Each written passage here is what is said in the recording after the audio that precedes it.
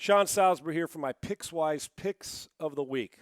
Let's roll now. Let's get this thing going. We're winding down the college football season, the national title, Final Four possibilities, Heisman trophies on the line, all those things, and they still matter, and it's important as conference championships are pretty much, for the most part, set up. But these conference championships matter into seedings and all those things that go on, and some are going to be left out when you only got 4 to get in as we head towards the playoff and the holiday season. But again, let's get you some money and let's talk about this. Let's go out to the Pac-12. Utah headed to Colorado, 2.5-point dogs against Carl Durrell and the Colorado Buffaloes, who've done an unbelievable job this year.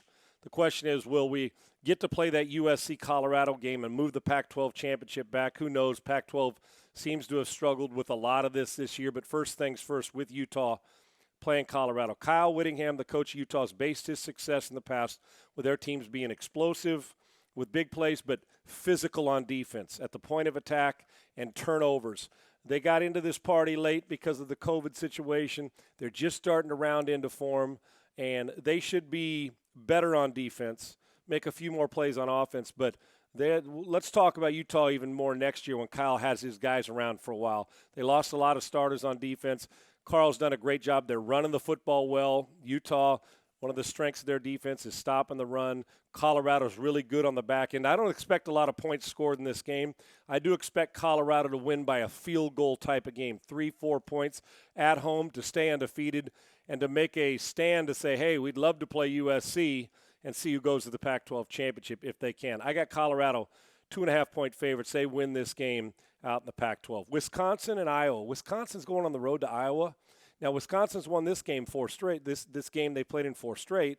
Iowa's won 5 in a row this year. Neither team overly explosive on offense, but they're Wisconsin's used to scoring more points, but that was a little fool's gold early on points.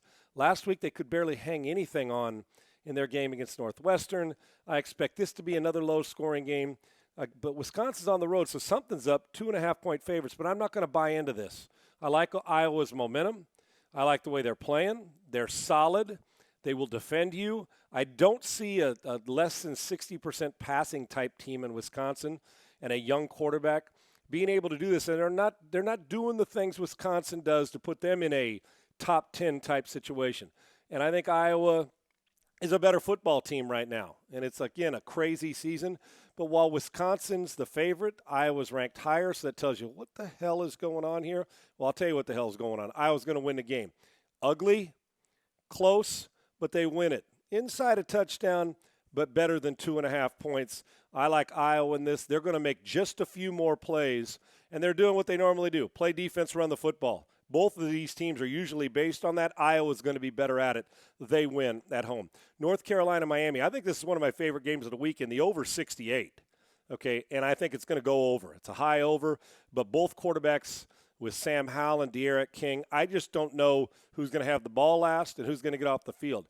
Now, I know Miami at home, favorite, but do not blink on North Carolina. I love their ability to score from the locker room, and they may very well. But these two quarterbacks, with the fact that they can throw for 300 yards, put up 300, 350, 400 yards of total offense a week, this is going to be a high-scoring game. This is one of those games that's in the 40s at halftime, 68. Take the over in this game, North Carolina at Miami. The Canes are starting to work their way back and North Carolina with Mac Brown recruiting well and got one hell of a quarterback in the future there. Take the over in this game because it's crazy to pick the winner. I like the over, and I like 68 points. I think this is in the 70s in the over. LSU at Florida. They're in the SEC championship game. Can you imagine what that's going to look like when they play Alabama? They love to throw. Alabama's more complete when they play in the SEC championship game. Let's not get ahead of ourselves. They play LSU. LSU is obviously not very good this year after it's been the tale of two. Just look what happens in 12 to 16 months. A lot of opt-outs. They're not very good on either side of the ball. We've talked about LSU on Pickswise before. Kyle Trask. Now, I had Florida last week covering. They let me down. They let Tennessee backdoor them, and I'm not going to let that happen this week. 23-point favorites at home in the Swamp. They cover it. Kyle Trask, Heisman Trophy on the line. They need this win to continue to be in that position where they don't let a Texas A&M team whose game got canceled this week chase them down. This is a huge game for the guy who never started a high school football game in Kyle Trask. I've mentioned that before. Bears repeating. LSU, this is just they're getting through. They're not going to a bowl game. They self-imposed a ban anyway. Has not been a good year. This offense is going to be explosive. Take Florida. They're going to win by 4 touchdowns in this game. And the defense is too good for an LSU offense that, quite frankly, right now is extremely average. I like Florida to put a stamp on this and to get themselves ready for the SEC championship game. And Kyle Trask has another big game. And here's the key now. Keep an eye on this. Florida is so good in Dan Mullen throwing the football. They don't care the down or distance. They don't care the situation game. They're going to throw it or where the ball is located in a game. The problem is as we move forward, because they're going to whoop LSU in this game, is can they establish any kind or commit to any kind of run when you play against an Alabama team in the SEC championship game? Because they're going to try to limit your possessions as I look ahead. But, yeah, I got Florida minus 23. They're going to help me this week. Played great last week, but they allowed Tennessee to score late with a young quarterback or with the third quarterback, should I say, in a late game on a fade route. That's not happening this week. Florida blows out LSU. And then finally, man, my Trojans, every time I pick them, I hope I'm not doing them wrong by picking them. They win games, but they don't ever cover the spread for me. And it's been like this for 4 or 5 years. I'm a USC grad, fight on, playing UCLA rivalry game. You don't want, even though it's a COVID year, you don't want to hear the guys across town that you played against in high school talk all that smack all off season recruiting. Chip Kelly does have UCLA playing better. This looks more like what we're used to Chip Kelly doing, although they're still not where they want to be. But I'm not the guy who's going to say, oh, UCLA is a basketball school. You don't say that in a rivalry game because the rivalry game, throw out all the records, the old cliche, right? And it's true. And USC's only 3-point favorites at the Rose Bowl. 3-point favorites for a team that's undefeated. The defense has started to pick up the tempo. Keaton Slovis is one of the top accuracy quarterbacks in the country. But I don't think people feel like it's been they choke people out, meaning USC against teams like this, playing down to competition. Although I'm not sure they're playing down. UCLA is a good team.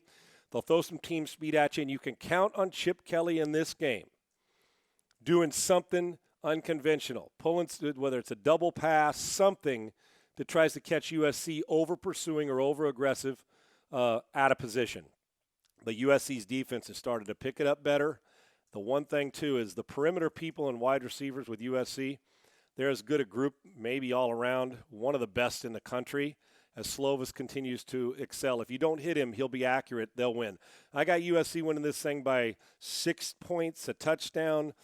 Close game, but SC will pull away, maybe even more if their offense is clicking. But don't count out UCLA. But I got my Trojans. Fight on for Ole SC. They're going to win this game, and they're finally going to cover a spread from a SC -3.